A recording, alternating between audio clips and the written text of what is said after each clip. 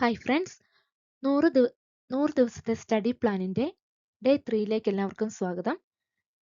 ഇന്ന് നമ്മൾ രാവിലെ ഒരു വീഡിയോ ചെയ്തിരുന്നു. നേച്ചർ ആൻഡ് എവല്യൂഷൻ ഓഫ് മാനേജ്മെൻറ്റിൻ്റെ ഫസ്റ്റ് പാർട്ട് നമ്മൾ ചെയ്തു. ഇനി സെക്കൻഡ് പാർട്ടിൽ നമ്മൾ പഠിക്കാൻ പോകുന്നത് scientific management, administrative management, bureaucratic model തുടങ്ങിയവയാണ്. അപ്പോൾ നമുക്ക് പഠിക്കാം. Scientific management.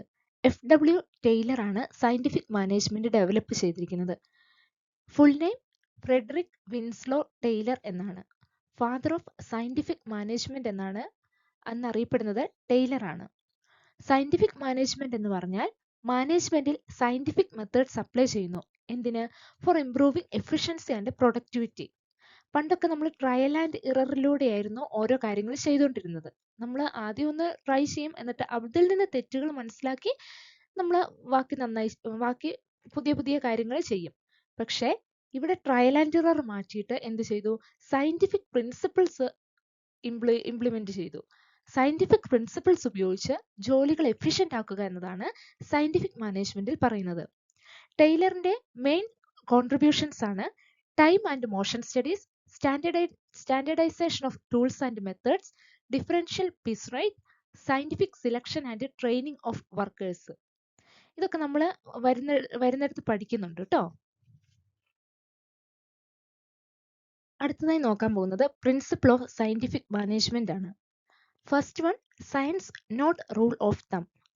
മുൻപ് ജോലി ചെയ്യുന്നത് റൂൾ ഓഫ് തം അടിസ്ഥാനത്തിലായിരുന്നു. അതായത് ഒരു പ്രിൻസിപ്പിളോ സ്റ്റാൻഡേർഡോ ഒന്നുമില്ല.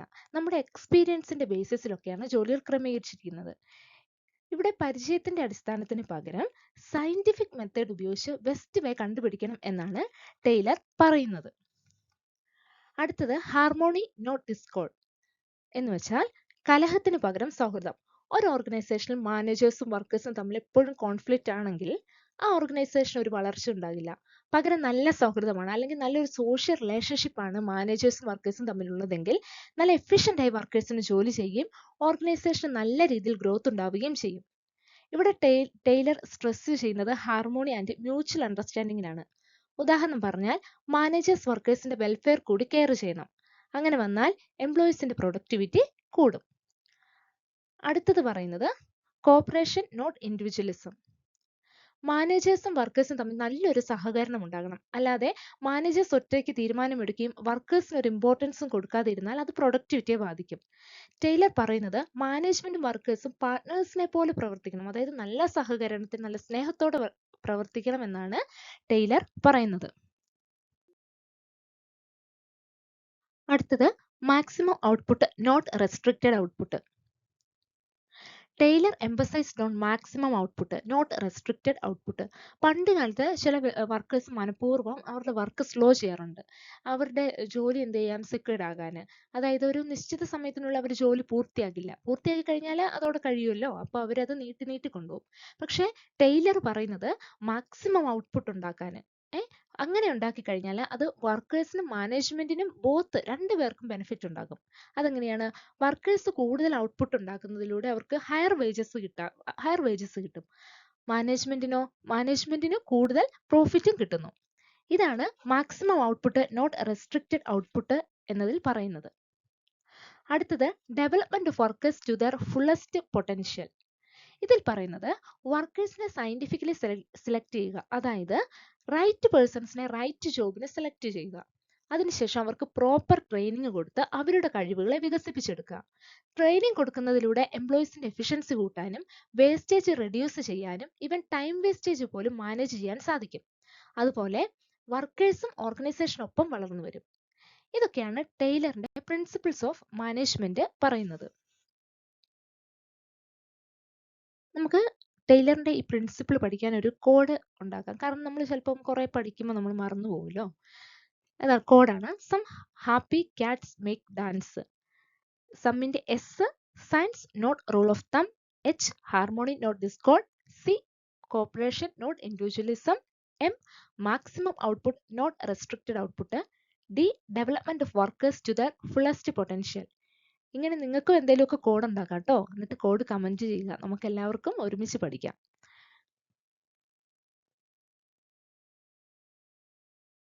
അടുത്തത് നമ്മൾ പഠിക്കാൻ പോകുന്നത് ടെക്നിക്സ് ഓഫ് സയന്റിഫിക് മാനേജ്മെന്റ് ആണ്. ടൈലർ പ്രൊഡക്ടിവിറ്റി വർദ്ധിപ്പിക്കാൻ ചില സയന്റിഫിക് ടെക്നിക്സുകൾ ഇൻട്രൊഡ്യൂസ് ചെയ്തു. അതിലൊന്നാണ് ടൈം സ്റ്റഡി. ഓരോ ജോബ് ചെയ്യാൻ എത്ര സമയം വേണമെന്ന് മെഷർ ചെയ്യുന്നതാണ് time study. Best time fix ചെയ്ത് വർക്കേഴ്സിനെ ട്രെയിൻ ചെയ്യിപ്പിക്കുന്നു. ഒരു വർക്കറിന് ഒരു യൂണിറ്റ് പ്രൊഡ്യൂസ് ചെയ്യാൻ എത്ര സമയം വേണമെന്ന് കണ്ടുപിടിക്കുകയും അതിനനുസരിച്ച് മാനേജ് ചെയ്യുകയും ചെയ്യുന്നു. ഇതാണ് ടൈം സ്റ്റഡി പറയുന്നത്. അടുത്തതാണ് മോഷൻ സ്റ്റഡി. മോഷൻ സ്റ്റഡി എന്ന് പറയുമ്പോൾ ഒരു ജോലി ചെയ്യുമ്പോൾ ആവശ്യമില്ലാത്ത മൂവ്മെന്റ്സ് അവോയ്ഡ് ചെയ്യുകയും ബെസ്റ്റ് മൂവ്മെന്റ് മാത്രം യൂസ് ചെയ്യുക എന്ന് പറയുന്നതാണ്. ഒരു ജോലി ചെയ്യുമ്പോൾ തന്നെ ആവശ്യമില്ലാത്ത മൂവ്മെന്റ് ഉണ്ടെങ്കിൽ നമ്മൾ പെട്ടെന്ന് ക്ഷീണിക്കും. അപ്പോൾ എഫിഷ്യൻസി കുറയുകയും ചെയ്യും. ഒരു ഉദാഹരണം പറയുകയാണെങ്കിൽ നമ്മൾ പഠിക്കാനൊക്കെ ഇരിക്കുമ്പോൾ നമ്മുടെ ബുക്സും മറ്റു മെറ്റീരിയലും പെന്ന് പേപ്പറും ഒക്കെ നമ്മുടെ കയ്യെത്തും ദൂരത്ത് തന്നെ ഉണ്ടെങ്കിൽ നമ്മൾ ഇടയ്ക്കിടയ്ക്ക് എഴുന്നേറ്റ് പോകേണ്ട ആവശ്യം വരില്ല. അങ്ങനെ എഴുന്നേറ്റ് എപ്പോഴും പോവുകയാണെങ്കിൽ നമ്മൾ പെട്ടെന്ന് ക്ഷീണിക്കുകയും മടുക്കുകയും ചെയ്യും. എല്ലാം നമ്മുടെ കയ്യെത്തും ദൂരത്തുണ്ടെങ്കിൽ നമ്മുടെ അനാവശ്യമായിട്ടുള്ള ഒരു മൂവ്മെന്റ് ഒഴിവാക്കുമ്പോൾ നമ്മൾക്ക് മടുപ്പോ ക്ഷീണമോ വരികയില്ല, അല്ലെങ്കിൽ അത് കുറയും. ഇതാണ് ടൈലർ പറയുന്നത്. മോഷൻ സ്റ്റഡി ടെക്നിക്കിലൂടെ ക്ഷീണം കുറയുകയും എഫിഷ്യൻസി കൂടുകയും ചെയ്യുന്നു. അടുത്തത് സ്റ്റാൻഡേർഡൈസേഷൻ. നമ്മുടെ ഓർഗനൈസേഷനിലെ മെഷീൻസ്, ടൂൾസ്, പ്രോസസ്സിൽ എല്ലാം ഒരു സ്റ്റാൻഡേർഡ് സെറ്റ് ചെയ്യുക. എങ്കിൽ മാത്രമേ നമുക്ക് യൂണിഫോമിറ്റി കൊണ്ടുവരാനും ക്വാളിറ്റി ഇംപ്രൂവ് ചെയ്യാനും വേസ്റ്റേജ് കുറയ്ക്കാനും സാധിക്കുള്ളൂ. സ്റ്റാൻഡേർഡിനനുസരിച്ച് എംപ്ലോയീസിന് ട്രെയിനിങ് കൊടുത്താൽ എംപ്ലോയീസിന്റെ എഫിഷ്യൻസി കൂടുകയും ഓർഗനൈസേഷന്റെ ഓവറോൾ ഗ്രോത്ത് ഉണ്ടാവുകയും ചെയ്യും. അടുത്ത ടെക്നിക്കാണ് ഡിഫറൻഷ്യൽ പീസ് റേറ്റ് സിസ്റ്റം. നല്ല എഫിഷ്യന്റ് ആയിട്ടുള്ള വർക്കേഴ്സിന് കൂടുതൽ വേജ് കൊടുക്കുക, എഫിഷ്യൻസി കുറവുള്ളവർക്ക് കുറച്ച് വേജ് കൊടുക്കുക. ഇവിടെ എഫിഷ്യൻസി നോക്കുന്നത് ഔട്ട്പുട്ട് നോക്കിയാണ്. കൂടുതൽ ഔട്ട്പുട്ട് ഉണ്ടാക്കുന്നവർക്ക് ഹയർ റേറ്റ് ഓഫ് വേജ്, കുറവുള്ളവർക്ക് ലോവർ റേറ്റ് മാത്രം. ഇങ്ങനെ നമ്മൾ ചെയ്യുമ്പോൾ വർക്കേഴ്സിന് എന്ത് ചെയ്യും? വർക്കേഴ്സിന് കൂടുതൽ ഔട്ട്പുട്ട് പ്രൊഡ്യൂസ് ചെയ്യാനൊരു പ്രേരണ ഉണ്ടാകും. അത് ഓർഗനൈസേഷൻ പോസിറ്റീവായിട്ട് ബാധിക്കും. അടുത്തത് functional foremanship. Managerial task divide ചെയ്ത് കൊടുക്കുന്നതാണ് ഫങ്ഷണൽ ഫോർമാൻഷിപ്പ്. ടൈലർ പറയുന്നത് ഒരാൾക്ക് മാത്രം എല്ലാ സൂപ്പർവൈസറി ഫങ്ഷൻസും ഹാൻഡിൽ ചെയ്യാൻ സാധിക്കില്ല. അതുകൊണ്ട് വർക്ക് പ്രോസസ്സിനെ പ്ലാനിംഗ് ആൻഡ് പ്രൊഡക്ഷൻ ഡിപ്പാർട്ട്മെന്റായി സ്പ്ലിറ്റ് ചെയ്ത് കൊടുക്കുന്നു. ഇതാണ് ഫങ്ഷണൽ ഫോർമാൻഷിപ്പിൽ പറയുന്നത്. അടുത്തത് അഡ്മിനിസ്ട്രേറ്റീവ് തിയറിയാണ് പറയാൻ പോകുന്നത്. ഹെൻറി ഫയോൾ ആണ് അഡ്മിനിസ്ട്രേറ്റീവ് തിയറി കൊണ്ടുവന്നത്. ഫാദർ ഓഫ് മോഡേൺ മാനേജ്മെന്റ് എന്നറിയപ്പെടുന്നതും ഹെൻറി ഫയോൾ ആണ്. ടൈലറിന്റെ സയന്റിഫിക് മാനേജ്മെന്റിൽ വർക്ക് എഫിഷ്യൻസിയും ഇൻഡിവിജ്വൽ ടാസ്കുമാണ് ഫോക്കസ് ചെയ്തിരുന്നതെങ്കിൽ ഫയോളിന്റെ അഡ്മിനിസ്ട്രേറ്റീവ് തിയറിയെ management functions and principles focus ചെയ്യുന്നു. ഫയോൾ ആണ് 14 പ്രിൻസിപ്പിൾസ് ഓഫ് മാനേജ്മെന്റ് ഡെവലപ്പ് ചെയ്തത്. അതുപോലെ ഫയോൾ ആണ് മാനേജ്മെന്റിന്റെ 5 ഫങ്ഷൻസ് ആയ planning, organising, commanding, coordinating and controlling എന്നിങ്ങനെ തരംതിരിച്ചത്. ഇനി നമ്മൾ പറയാൻ പോകുന്നത് ഫയോളിന്റെ 14 പ്രിൻസിപ്പിൾസ് ഓഫ് മാനേജ്മെന്റിനെ കുറിച്ചാണ്. First, division of work. അതായത് നമ്മളുടെ ഓർഗനൈസേഷനിലുള്ള വർക്ക് ഡിവൈഡ് ചെയ്ത് കൊടുത്താൽ എഫിഷ്യൻസി സ്പെഷ്യലൈസേഷനും വർദ്ധിക്കും, അതോടൊപ്പം പ്രൊഡക്ടിവിറ്റിയും കൂടും. ഒരു ഉദാഹരണം പറഞ്ഞാൽ ഒരു ഫാക്ടറിയിൽ വർക്കേഴ്സിന് ഡിഫറെന്റ് ടാസ്ക് കൈകാര്യം ചെയ്യാൻ കൊടുക്കുന്നു. ഇതാണ് ഡിവിഷൻ ഓഫ് വർക്ക് പറയുന്നത്. സെക്കൻഡ് ആണ് അതോറിറ്റി ആൻഡ് റെസ്പോൺസിബിലിറ്റി. ഇത് പറയുന്നത് ഓർഡേഴ്സ് നൽകാനുള്ള അധികാരം മാനേജേഴ്സിന് ഉണ്ടാകണം. ഒപ്പം നമ്മൾ ചെയ്യുന്ന ജോലിക്ക് ആരായിരിക്കണം റെസ്പോൺസിബിൾ? നമ്മൾ തന്നെയായിരിക്കണം അതിന്റെ റെസ്പോൺസിബിലിറ്റി ഏറ്റെടുക്കേണ്ടത്. അടുത്തത് പറയുന്നതാണ് ഡിസിപ്ലിൻ. ഒരു ഓർഗനൈസേഷനിലുള്ള rules and regulations employees must ആയിട്ട് പാലിക്കണം. എങ്കിൽ മാത്രമേ നല്ല രീതിയിൽ ഓർഗനൈസേഷൻ പ്രവർത്തനം നടക്കുകയുള്ളൂ. അടുത്തത് പറയുന്നതാണ് യൂണിറ്റി ഓഫ് കമാൻഡ്. ഇതിൽ പറയുന്നത് ഒരു എംപ്ലോയി ഒരു സൂപ്പർവൈസറിന്റെ അടുത്ത് നിന്ന് മാത്രമേ ഓർഡർ സ്വീകരിക്കാവുള്ളൂ. അല്ലെങ്കിൽ പല സൂപ്പർവൈസേഴ്സും പല ഓർഡർ നൽകിയാൽ ഒരു ജോലി എങ്ങനെ കംപ്ലീറ്റ് ചെയ്യും എന്നതിലെ എംപ്ലോയീസിന് കൺഫ്യൂഷൻ വരും. So receive orders from only one superior. ഇതാണ് യൂണിറ്റി ഓഫ് കമാൻഡ് പറയുന്നത്. അടുത്തത് യൂണിറ്റി ഓഫ് ഡയറക്ഷൻ. ഓർഗനൈസേഷനിലെ സിമിലർ ആയിട്ടുള്ള ആക്ടിവിറ്റീസ്, അതായത് സെയിം ഒബ്ജക്റ്റ് ഉള്ള ആക്ടിവിറ്റീസിനെ ഒരു പ്ലാനിന്റെ കീഴിൽ കോർഡിനേറ്റ് ചെയ്യണം എന്നാണ് യൂണിറ്റി ഓഫ് ഡയറക്ഷനിൽ പറയുന്നത്. അടുത്തതാണ് പറയുന്നത് subordination of individual interest to general interest. ഒരു ഓർഗനൈസേഷനിൽ വർക്ക് ചെയ്യുമ്പോൾ ഓർഗനൈസേഷന്റെ ഒബ്ജക്റ്റിനും താല്പര്യങ്ങൾക്കും പ്രാധാന്യം കൊടുക്കണം. അതിനുശേഷം മാത്രമേ വ്യക്തിപരമായ താല്പര്യങ്ങൾ എടുക്കാൻ പാടുള്ളൂ. ഇതാണ് ഇതിൽ പറയുന്നത്. അടുത്തത് റെമ്യൂണറേഷൻ. എംപ്ലോയീസിന് പ്രോപ്പർ വേജസും ഇൻസെൻറ്റീവ്സും കൊടുക്കണം. എങ്കിൽ മാത്രമേ എംപ്ലോയീസ് മോട്ടിവേറ്റഡ് ആവുകയുള്ളൂ. നമ്മൾ ചെയ്യുന്ന ജോലിക്ക് നമ്മൾ പ്രോപ്പറായിട്ട് വരുമാനം വേണ്ടേ? അങ്ങനെ ചെയ്താൽ മാത്രമേ അവർ വീണ്ടും നല്ല രീതിയിൽ വർക്ക് ചെയ്യുകയുള്ളൂ. ഇതാണ് റെമ്യൂണറേഷനിൽ പറയുന്നത്. അടുത്തത് പറയുന്നതാണ് സെൻട്രലൈസേഷൻ ആൻഡ് ഡീസെൻട്രലൈസേഷൻ. സെൻട്രലൈസേഷൻ എന്ന് പറഞ്ഞാൽ ഇമ്പോർട്ടൻ്റ് ഡിസിഷൻ ഒക്കെ ടോപ്പ് മാനേജ്മെന്റ് മാത്രമേ എടുക്കുകയുള്ളൂ. ലോവർ ലെവൽസിൽ അവരെടുത്ത ഡിസിഷൻ എക്സിക്യൂട്ട് ചെയ്യുക എന്നതാണ് അവരുടെ ഫംഗ്ഷൻ. ഇതാണ് സെൻട്രലൈസേഷനെ പറയുന്നത്. ഡീസെൻട്രലൈസേഷനിൽ അധികാരം, ഒരു ഡിസിഷൻ മേക്കിംഗ് അധികാരം താഴത്തേക്കും കൂടി കൊടുക്കും. അതായത് ടോപ്പ് ലെവലിൽ മാത്രമല്ല താഴെ ലെവലിലുള്ളവർക്കും കൂടി കൊടുക്കും. അതാണ് ഡീസെൻട്രലൈസേഷൻ. ഫയോള് ഫോക്കസ് ചെയ്തിരിക്കുന്നത് സെൻട്രലൈസേഷനോ ഡീസെൻട്രലൈസേഷനിലോ അല്ല, മറിച്ച് ഇവർ തമ്മിൽ സെൻട്രലൈസേഷനും ഡീസെൻട്രലൈസേഷനും തമ്മിൽ ഒരു ബാലൻസ് ആണ് ഫയോള് ഫോക്കസ് ചെയ്യുന്നത്. അടുത്തതാണ് സ്കാലാർ ചെയിൻ. സ്കാലാർ ചെയിൻ എന്ന് പറയുന്നത് കമ്മ്യൂണിക്കേഷൻ അതോറിറ്റി പ്രോപ്പറായി ഫ്ലോ ചെയ്യാൻ ഒരു ഹയറാർക്കി മെയിൻറ്റെയിൻ ചെയ്യണം. അവിടെ കുറച്ച് കാര്യങ്ങൾ പറയുന്നുണ്ട്. Clear chain of command. Top level മുതൽ ലോവർ ലെവൽ വർക്കേഴ്സിന് വരെ അതോറിറ്റി ലൈൻ ക്ലിയർ ആയിരിക്കണം. ടോപ്പിൽ നിന്ന് ഡിസിഷൻ കറക്റ്റ് ആയിട്ട് താഴെ ലെവലിലേക്ക് പോകണം. ഈ കമ്മ്യൂണിക്കേഷൻ സ്കാലർ ചെയിനിൽ പ്രോപ്പറായി കമ്മ്യൂണിക്കേഷൻ ചെയ്താൽ വർക്കേഴ്സിന് ഒരു ക്ലാരിറ്റി ഉണ്ടാകും. അതായത് വർക്കേഴ്സ് ആർക്ക് റിപ്പോർട്ട് ചെയ്യണമെന്നൊരു ക്ലാരിറ്റി ഉണ്ടാകണം. ഇനി ഈ കൺസെപ്റ്റ് പറയുന്ന വേറൊരു സാധനമാണ് ഗ്യാങ് പ്ലാങ്ക് കൺസെപ്റ്റ് കേട്ടോ. ഓർത്തിരിക്കുക, ഗ്യാങ് പ്ലാങ്ക്. ഇതിൽ പറയുന്നത് അർജന്റ് സിറ്റുവേഷനിൽ സെയിം ലെവലുള്ള എംപ്ലോയീസിന് ഡയറക്റ്റ് കമ്മ്യൂണിക്കേഷൻ നടത്താൻ പറ്റും. അതായത് ടോപ്പിൽ നിന്ന് താഴേക്കോ അങ്ങനെ താഴെയിൽ നിന്ന് മുകളിലേക്കോ എന്നല്ല, സെയിം ലെവലിലുള്ളവർക്ക് അർജന്റ് സിറ്റുവേഷനിലാണെങ്കിൽ പരസ്പരം കമ്മ്യൂണിക്കേറ്റ് ചെയ്യാൻ പറ്റും. അടുത്തത് പറയുന്നതാണ് ഓർഡർ. ഒരു ഓർഗനൈസേഷനിൽ പീപ്പിളിനെ പ്രോപ്പറായിട്ട് അറേഞ്ച് ചെയ്യുക, അതിനെ സോഷ്യൽ ഓർഡർ എന്നും തിങ്സിനെ അറേഞ്ച് ചെയ്യുന്നതിന് മെറ്റീരിയൽ ഓർഡർ എന്നും പറയുന്നു. Right person for right job, ഇതാണ് ഓർഡറിന്റെ കൺസെപ്റ്റ്. അടുത്തത് പറയുന്നതാണ് ഇക്വിറ്റി. മാനേജേഴ്സ് എല്ലാ എംപ്ലോയീസിനെയും ഈക്വൽ ആയിട്ട് കാണണം. അവർക്ക് റെസ്പെക്റ്റ് നൽകണം. റെസ്പെക്റ്റ്, നമുക്ക് പ്രോപ്പറായിട്ട് ഒരു റെസ്പെക്റ്റും നമ്മളോട് ഒരു ടീച്ചറാണെങ്കിൽ പോലും അതിൻ്റെ സ്റ്റുഡൻസിനെ എല്ലാം തുല്യമായിട്ട് കാണുമ്പോഴല്ലേ നമുക്ക് ആ ടീച്ചറിനോട് ഒരു സ്നേഹം തോന്നും. അങ്ങനെ നമ്മൾ ആ സബ്ജക്റ്റ് പഠിക്കാൻ തുടങ്ങും അല്ലേ? അതുപോലെ തന്നെയാണ് എംപ്ലോയീസും. അവരുടെ മാനേജർ അവരോട് കുറച്ച് റെസ്പെക്റ്റും ഒരു ഇക്വാലിറ്റി ഒന്നും കാണിക്കാതെ ഇക്വാലിറ്റിയും ചെയ്യുമ്പോൾ എംപ്ലോയീസ് മോട്ടിവേറ്റഡ് ആകും. അങ്ങനെ അവർ മോട്ടിവേറ്റ് ആയി കഴിയുമ്പോൾ അവരുടെ പ്രൊഡക്ടിവിറ്റി തന്നെ കൂടും. അതാണ് ഇക്വിറ്റിയിൽ പറയുന്നത്. അടുത്തത് പറയുന്നതാണ് സ്റ്റെബിലിറ്റി ഓഫ് ടെനർ. ഇതിൽ പറയുന്നത് ഇടയ്ക്കിടയ്ക്ക് ട്രാൻസ്ഫർ നടത്തുകയോ എംപ്ലോയീസിനെ ജോലിയിൽ നിന്ന് പിരിച്ചുവിടുകയോ ചെയ്യുന്നത് ഒഴിവാക്കണം. അങ്ങനെ വിട്ടു കഴിഞ്ഞിട്ടുണ്ടെങ്കിൽ എംപ്ലോയീസിന് അവർക്ക് എഫിഷ്യൻസി കൂട്ടാൻ സാധിക്കില്ല. അവർ ലോങ് ടേമിൽ ഓർഗനൈസേഷനിൽ നിന്നാൽ മാത്രമേ അവർക്ക് എഫിഷ്യൻസി കൂടുകയുള്ളൂ. അതുപോലെ എംപ്ലോയീസിന് തന്നെ ആ ഓർഗനൈസേഷനോട് ലോയാലിറ്റി വർദ്ധിക്കുകയും ചെയ്യും. ഇനി അടുത്തത് പറയുന്നതാണ് ഇനിഷ്യേറ്റീവ്. അതായത് ഒരു ഓർഗനൈസേഷന് വർക്കേഴ്സിന് അവരുടെ ക്രിയേറ്റിവിറ്റി, അവരുടെ ഐഡിയാസ് ഒക്കെ ഇംപ്ലിമെന്റ് ചെയ്യാനുള്ള ഒരവസരം കൊടുക്കണം. ഇത് കൊടുത്താൽ മാത്രമാണ് പുതിയ പുതിയ ഇന്നോവേറ്റീവ് ഐഡിയാസ് ഒക്കെ ഉണ്ടാവുകയുള്ളൂ.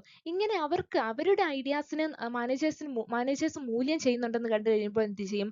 എംപ്ലോയീസിന് ഭയങ്കര മോട്ടിവേറ്റ് ആകും. നമ്മുടെ ഒരു അഭിപ്രായം മറ്റൊരാൾ സ്വീകരിക്കുമ്പോൾ നമുക്ക് ഭയങ്കര സന്തോഷമാകില്ലേ? അതാണ് ഇതിൽ പറയുന്നത് ഇനിഷ്യേറ്റീവ് എന്ന് പറയുന്നത്. അടുത്തതാണ് എസ്പിരിറ്റ് ഡി കോപ്സ്, അതായത് team spirit. Unity is strength അല്ലെ? നമ്മൾ ഒരുമിച്ചിരുന്ന് പഠിക്കുക. ഇപ്പൊ നമ്മൾ ഒറ്റയ്ക്കിരിക്കുന്ന പഠിക്കുന്നത് ഒരു കമ്പൈൻ സ്റ്റഡി നടത്തുന്നത് തമ്മിൽ വ്യത്യാസമില്ലേ? ഒരു ടീം സ്പിരിറ്റ്, യൂണിറ്റി സ്ട്രെങ്ത്. നല്ലൊരു ടീം സ്പിരിറ്റ് മെയിൻറ്റെയിൻ ചെയ്യണം. നല്ല കൂട്ടായ്മ ഉണ്ടെങ്കിൽ മാത്രമേ ഓർഗനൈസേഷൻ നല്ല സക്സസ് ആവുകയുള്ളൂ എന്നാണ് ഈ പ്രിൻസിപ്പിൾ പറയുന്നത്. അടുത്തത് നമ്മൾ പറയുന്നത് functions of management. Henry Fayol മാനേജ്മെന്റിനെ 5 ഫങ്ഷൻസ് ആയിട്ട് തിരിച്ചിട്ടുണ്ടെന്ന് നമ്മൾ പറഞ്ഞില്ലേ? അതിൽ ഒന്നാമത്തേതാണ് പ്ലാനിങ്. പ്ലാനിങ് എന്ന് പറഞ്ഞാൽ എന്ത് ചെയ്യണം, എങ്ങനെ ചെയ്യണം, എപ്പോ ചെയ്യണം, ആര് ചെയ്യണം എന്ന് തീരുമാനിക്കുന്നതാണ് പ്ലാനിങ്. ഭാവിയെ മുൻകൂട്ടി കണ്ട് അതിന് വേണ്ടുന്ന പ്ലാൻ തയ്യാറാക്കണം. ഇതാണ് പ്ലാനിങ് ഫംഗ്ഷനിൽ പറയുന്നത്. ഒരു കമ്പനി അവരുടെ പ്രൊഡക്ഷൻ പ്ലാന്, സെയിൽസ് പ്ലാന് ഒക്കെ തയ്യാറാക്കുന്നില്ലേ? അതൊക്കെയാണ് പ്ലാനിങ്ങിന് ഉദാഹരണം. നെക്സ്റ്റ് ആണ് ഓർഗനൈസിങ്. ഓർഗനൈസിങ്ങിൽ പറയുന്നത് ഒരു കമ്പനിയുടെ റിസോഴ്സസിനെ, അതായത് men, money, material and machine തുടങ്ങിയവയും ആക്ടിവിറ്റീസ് എല്ലാം അറേഞ്ച് ചെയ്യണം. ഓർഗനൈസിങ് ഫംഗ്ഷൻ പ്രകാരമാണ് നമ്മൾ ഡിപ്പാർട്ട്മെന്റ് ഉണ്ടാക്കുന്നത്.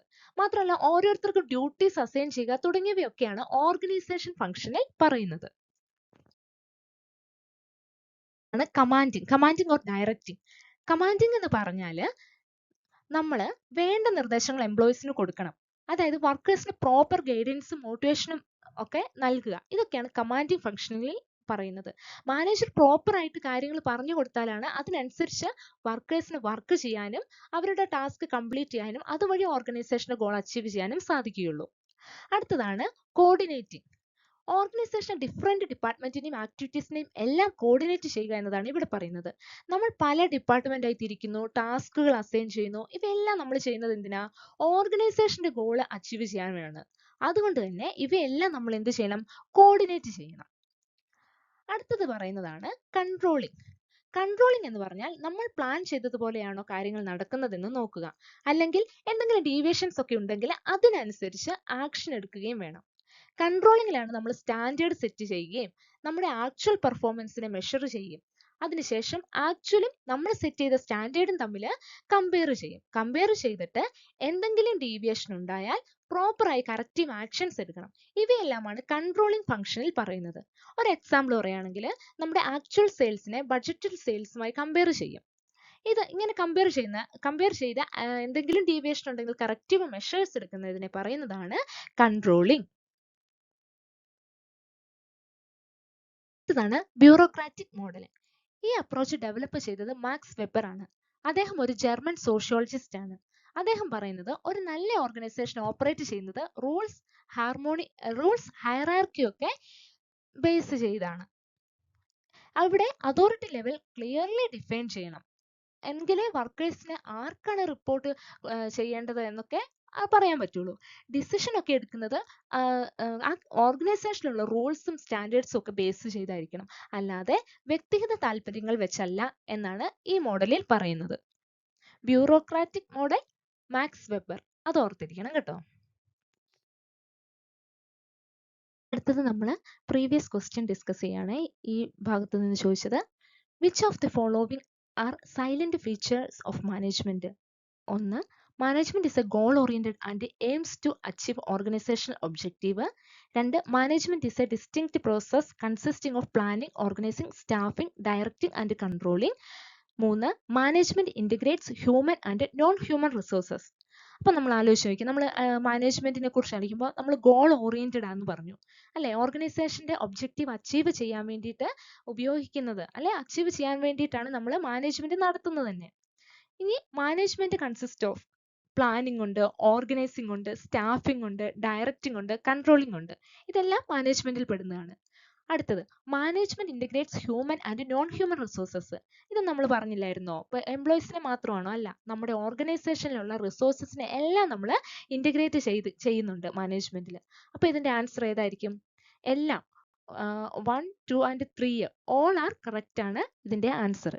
ഓപ്ഷൻ ഡി ആണ് ആൻസർ. അടുത്ത ക്വസ്റ്റ്യൻ ആണ്, which of the following statements correctly describe the principles of scientific management as given by FW Taylor? ഒന്നാമത്തേത്, scientific management discourages cooperation between management and workers. രണ്ടാമത്തേത്, it focuses on replacing rule of thumb method with scientific studies of work. മൂന്നാമത്തേത്, it emphasize the scientific selection and development of workers. നോക്കിയാൽ അപ്പം ഇതിലേതായിരിക്കും ശരി? ഒന്നാമത്തേത് പറയുന്നത് cooperation between management and workers discourage ചെയ്യുന്നു. അതായത് അത് അതിനെ എൻകറേജ് ചെയ്യുന്നില്ല, അതിനെ അനുവദിക്കുന്നില്ല. രണ്ടാമത്തേത് എന്നാ? റൂൾ ഓഫ് തം മെത്തേഡിനെ സയന്റിഫിക് സ്റ്റഡീസുമായിട്ട് റീപ്ലേസ് ചെയ്യുന്നു. അത് ശരിയല്ലേ? മൂന്നാമത്തേതോ, it emphasize scientific selection and development of workers. നമ്മൾ പറഞ്ഞില്ലായിരുന്നോ സയന്റിഫിക് സെലക്ഷനും ഡെവലപ്മെന്റ് ഓഫ് വർക്കേഴ്സും?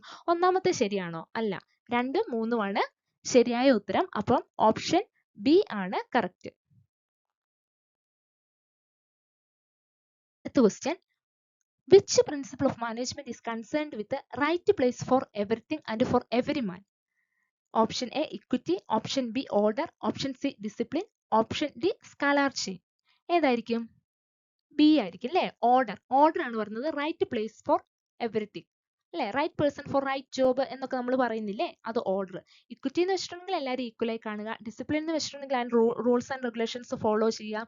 സ്കാലാർ ചെയിൻ എന്ന് വെച്ചാൽ ക്ലിയർ ആയിട്ടുള്ള ഒരു അതോറിറ്റി ലൈൻ ഉണ്ടായിരിക്കണം എന്ന് പറയുന്നതാണ് സ്കാലാർ ചെയിൻ. അടുത്തത്, who is the father of administrative management theory? Option A Henri Fayol, option B F W. Taylor, option C Elton Mayo, option D Robert Kaplan. ഇതിന്റെ ഉത്തരം ഏതായിരിക്കും? ഇതൊക്കെ ഡയറക്റ്റ് ക്വസ്റ്റ്യൻസ് ആട്ടോ. ഇതിന്റെ ഉത്തരം ഏതാണ്? നമ്മൾ ഇപ്പൊ പഠിച്ചതല്ലേ, ഹെൻറി ഫയോള്. ഇനി ഫാദർ ഓഫ് സയന്റിഫിക് മാനേജ്മെന്റ് ആരായിരിക്കും? F W. Taylor. ഓർമ്മയിലിരിക്കണേ. Question, who introduced the differential piece rate wage system? Option A Frederick Winslow Taylor, Frederick Maslow Taylor, Frederick Edward Taylor, option D Frederick Henry Taylor. ഇതിനകത്ത് നമ്മൾ കണ്ടില്ലേ, full name പഠിക്കണം എന്ന് പറഞ്ഞില്ലായിരുന്നോ? അത് ഈ question ഇതുണ്ടോ, ഒരു പ്രീവിയസ് ക്വസ്റ്റ്യൻ ചോദിച്ചിരിക്കുന്നത് കണ്ടോ? ഏതായിരിക്കും എഫ്.ഡബ്ല്യു. ടൈലറിന്റെ കറക്റ്റ് ആയിട്ടുള്ളത്? എന്തായിരുന്നു? നമ്മൾ പഠിച്ചിട്ടില്ലായിരുന്നോ? എന്തായിരുന്നു? Frederick Winslow Taylor. Option A ആണ് കറക്റ്റ്. അടുത്ത question, functional foremanship was introduced by? Option A Henri Fayol, option B Elton Mayo, option C Peter F Drucker, option D F W. Taylor. ഏതായിരിക്കും? ഫങ്ഷണൽ ഫോർമാൻഷിപ്പ് നമ്മൾ പഠിച്ചായിരുന്നു. ആരായിരിക്കും? F W. Taylor. ഓർമ്മയിലിരിക്കണം, functional foremanship F W. Taylor. Question, the idea of functional foremanship of supervision is given by? Mary Parker Follett, option A, option B F W. Taylor, option C Argyris, option D H Fayol. നമ്മൾ ഇത് കണ്ടോ, repeated ആയിട്ട് തന്നെ ചോദിക്കുന്നത് കണ്ടോ? Functional foremanship ആരാണ്? F W. Taylor. Question ആണ്, which of the following is not a technique of scientific management? Option A scheduling, B standardisation, C time study, D motion study. ഏതാണ് സയന്റിഫിക് മാനേജ്മെന്റിന്റെ ടെക്നിക് അല്ലാത്തത്? ഓപ്ഷൻ എ ഷെഡ്യൂളിംഗ് ആണ്. ബാക്കിയെല്ലാം scientific മാനേജ്മെന്റിന്റെ technique ആണ്. ഇതിലൂടെ nature and evolution of management എന്ന topic കഴിഞ്ഞിരിക്കുകയാണ്. ക്ലാസ് ഇഷ്ടപ്പെടുകയാണെങ്കിൽ ലൈക്കും ഷെയറും സബ്സ്ക്രൈബും ചെയ്യാൻ മറക്കരുത്. ഫ്രണ്ട്സിന് ഷെയർ ചെയ്യുക. പിന്നെ ഫ്രീ നോട്ട്സിനായിട്ട് ഡിസ്ക്രിപ്ഷനിൽ കൊടുത്തിരിക്കുന്ന നമ്പറിൽ വാട്സപ്പ് ചെയ്താൽ മതി കേട്ടോ. അപ്പം thank you and happy learning.